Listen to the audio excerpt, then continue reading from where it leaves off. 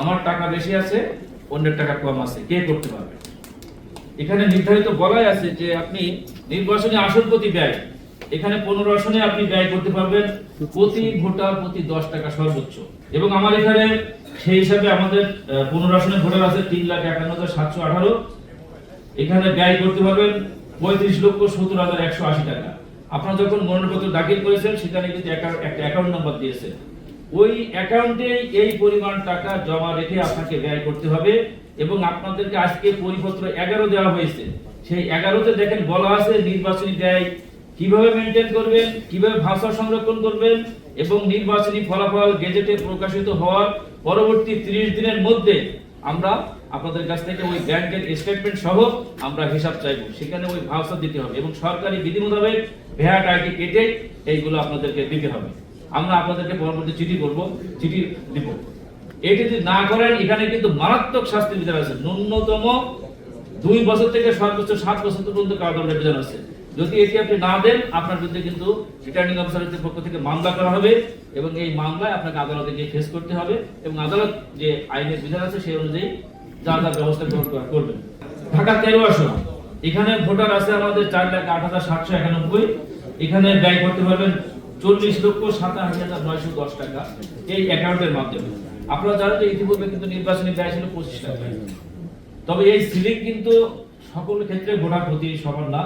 যদি কোনো আসনে 10,000, 20,000, 50,000 এভাবে 2.5 লক্ষ পর্যন্ত ভোটার হয়, তাহলে 2.5 লক্ষ পর্যন্ত ভোটারের জন্য সিলিং হচ্ছে 25 লাখ টাকা, এবং 2.5 লক্ষর উপরে যখন ভোটার চলে যাবে তখন 5 ভোটার ইনটু 10 টাকা এটা হবে। যদি কোনো আসনে 8 লাখ ভোটার হয় 80 লাখ টাকা। এইভাবে সংখ্যা দ্বারা নির্ধারিত করা হয়েছে, যেটি আরপিওতে বলা হয়েছে। এটা আরপিওর 44-এর খতে এই বিধানটা রাখা হয়েছে।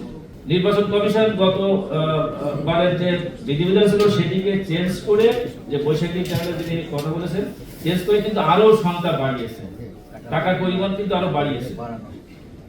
আগে কিন্তু আরো অনেক কম ছিল। এখন আমরা একটু যাবো যে নির্দিষ্ট বেনিফিশিয়ারি যেটা কথা বলা আছে, এটা আসলে কোনো সংখ্যা লিমিট করা নাই, আপনি যাবেন। তো আমরা যে কারণে টাকার কথাটা বলেছি, আসলে আপনার টাকার হিসাবটা দিতে হবে। আপনি কোথায় কয়টা ফেস্টুন ছাপিয়েছেন, কোথায় কয়টা ব্যানার লাগিয়েছেন, এটা সংখ্যা হিসাব করতে হবে, দিতে হবে। তবে বিলবোর্ড কিন্তু নির্দিষ্ট, বিলবোর্ড নির্দিষ্ট। এখানে বিলবোর্ডের কথা আপনি আমাদের যে 2টি আসন, একটা আসনে 7টি ওয়ার্ড, একটি আসনে 4টি ওয়ার্ড, 20টির বেশি করে লাগাতে পারবেন না। এবং বিলবোর্ড সাদা, কালো, রঙিন যে কোনো রকম হবে, সাদা, কালো, রঙিন যে কোনো ধরনের বিলবোর্ড করা যাবে, কারণ বিলবোর্ডের প্রথমে লেখা আছে যে কোনো ধরনের বিলবোর্ড করা যাবে, এটা দেখবেন। কিন্তু ব্যানার কিন্তু সাদা কালো হতে হবে, এবং সাইজের কথা বলা আছে 16 ফুট 9 ফুট, এটা হচ্ছে বিলবোর্ড। আর ওদিকে ব্যানার বলা হয়েছে 10 ফুট 4 ফুট, এর বাইরে আপনি যেতে পারবেন না।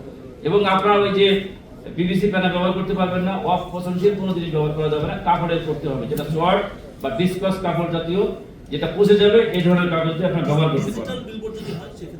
আমি তো বললাম যে কোনো ধরনের বিলবোর্ড ব্যবহার করা যাবে, বিলবোর্ড, অনলি বিলবোর্ড, যেটি 20টি সর্বোচ্চ।